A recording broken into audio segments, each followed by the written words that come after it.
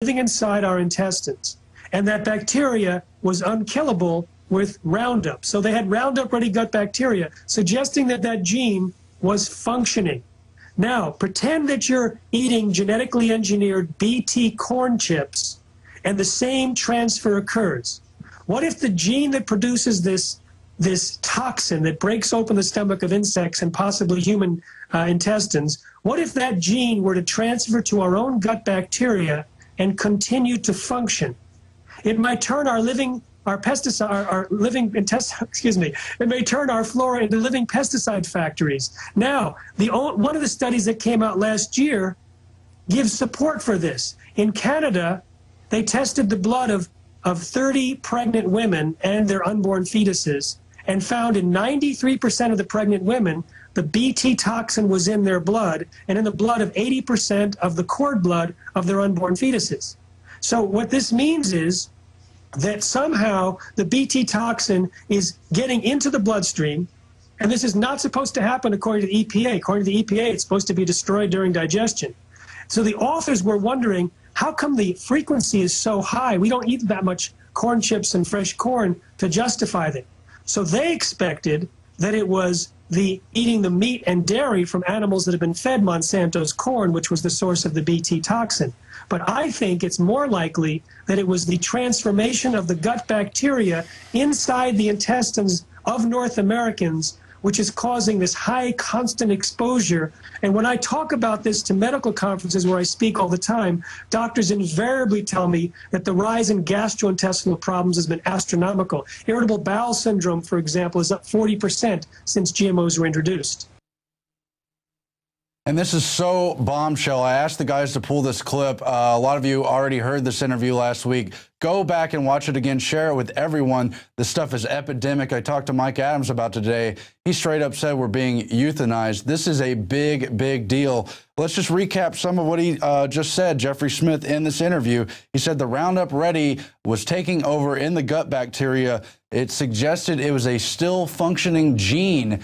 You could call it what you want. It's compatible with the total alien takeover of our body. And he commented that it appears our flora are becoming a living pesticide factory inside the womb. What is that going to do to us? It's not just the 90% of corn, the 90% of soy, and the other crops. As he pointed out, it's the animals eating this stuff that we then eat. Goes totally through the food chain. Meanwhile, the actual pesticides and the genes in there appear to be functioning, permeating the gut bacteria. This is huge. People need to look more and more into this.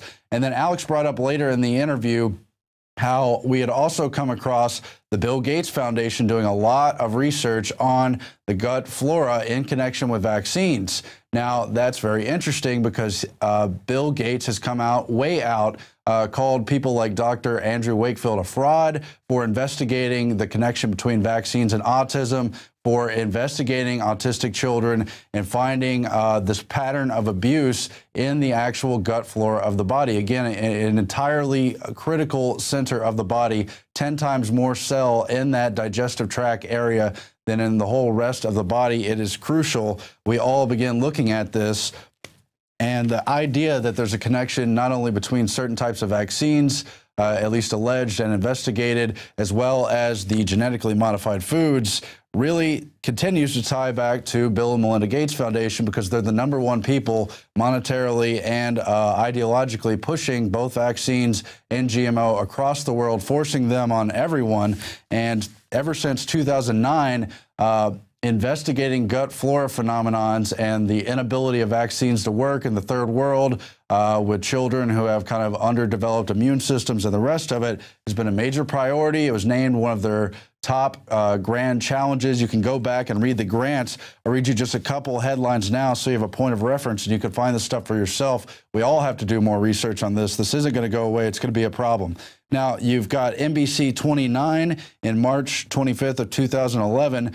UVA receives $14.7 million grant from the Gates Foundation to investigate children whose bodies reject the protection they desperately need from diseases that comes in the form of vaccine, and goes on to discuss how they will measure the role of the intestinal bacterial flora or microbiome and the impact of intestinal damage in response to vaccines. Canadian researchers win Gates grants from some weird science. That's in the Globe and Mail. And talks about numerous projects they're investigating, including one on the gut flora. Dina Gibson and Sanjoy Ghosh of the University of British Columbia seek to determine whether improving a pregnant woman's diet ensures her baby has a healthy microflora in its gut to protect it from diseases later in life. Again, you've got to read between the lines. Why are we having this gut flora phenomenon? And they're doing all this research. They're not going to tell you anything other than that they're good people trying to help everyone, but we must read between the lines. Now you've got Gates Foundation's new grant for biomarkers of gastrointestinal gut function and health. You've got The Hidden Epidemic Destroying Your Gut Flora by Dr. Mercola, and a whole lot more. There were dozens and dozens of grants that they gave out in regard to vaccine and gut flora investigation, and they also push GMOs like no one else. Their idea is to genetically modify the Plasmodium beargal parasite so it will activate and teach the human immune system to fight malaria parasite. In another article, Gates Foundation awarded to scientists in Portugal for their innovative research in malaria, and again brings up the risk of vaccine itself in inducing malaria and other ideas about the immune system and the gut flora. So they're into that. That's a fact. It's on record. Look it up for yourself. Do your own coverage. I can't really do it justice. Meanwhile, GMOs are being pushed on the whole world. Our great researcher Marcos, who also does a lot of the graphics, dug this out from a couple years ago. Mutant seeds for Mesopotamia, how there's a totally corporate new non-constitution for Iraq and the occupation there known as the 100 Orders. And it out is for corporate dominance of Iraq. I'm sure they're doing this in other countries as well, just as they do through the IMF and other entities. It has things like tax-free remittance for all corporate profits and other laws to ensure that foreign contractors and private security firms have immunity from Iraq's laws. That's just a few pieces from the 100 Orders. But the worst of all, back to one of the most blatant orders of all, Order 81. Under this mandate, Iraq's commercial farmers must now buy, quote, registered seeds. They're normally imported by Monsanto, Cargill, and the Worldwide Wheat Company.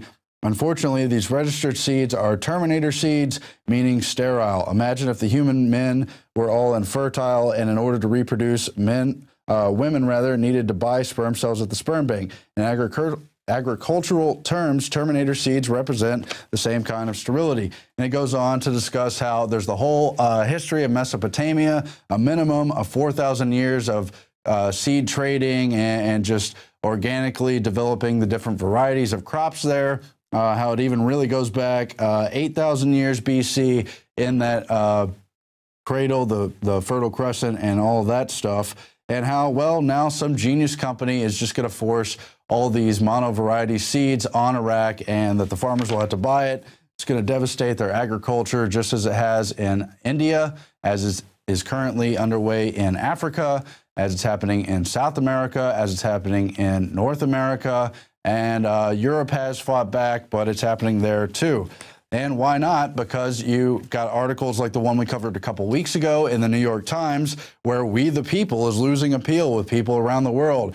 And basically how the Constitution and Bill of Rights are somehow not good enough anymore, trying to sell people on the idea of their own enslavement as they bring to full bore into the light the corporate governance system under the world government. And again, it's not just the United Nations. That's one organ of this larger world government. You've got these major foundations. Used to be the Rockefeller Foundation was #1.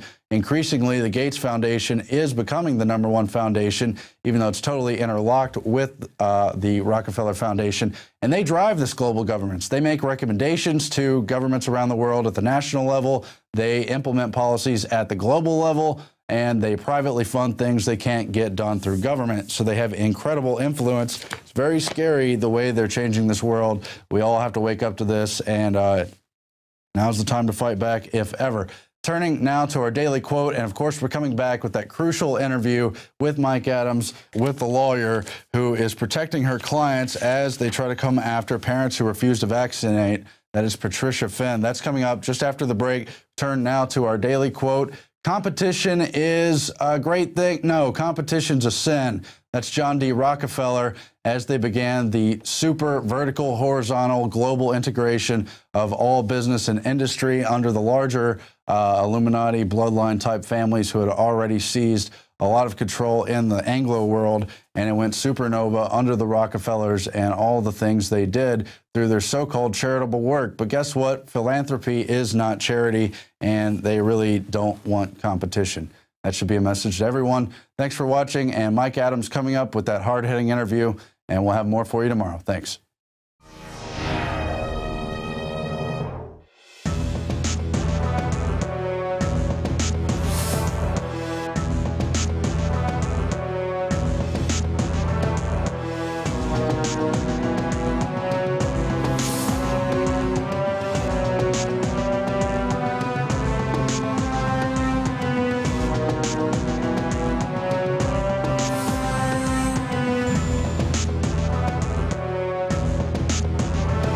Time to get out of the comfort zone because these people aren't playing games. 9/11 was an inside job. 9/11 was an inside job. 9/11 was an inside job. We're going to organize. Humanity's going to come together. We are swinging muskets here, toe-to-toe with the globalists. They're bloodied. We're bloodied. It is absolute, total war.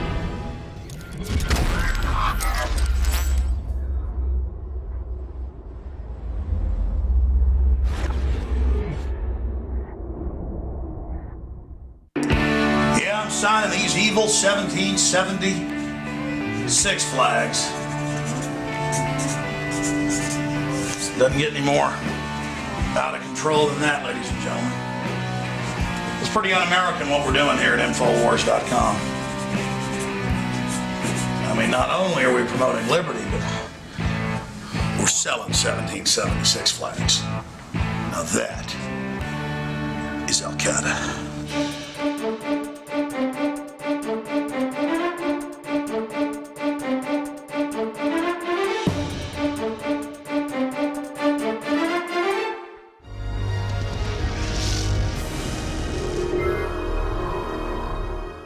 Okay.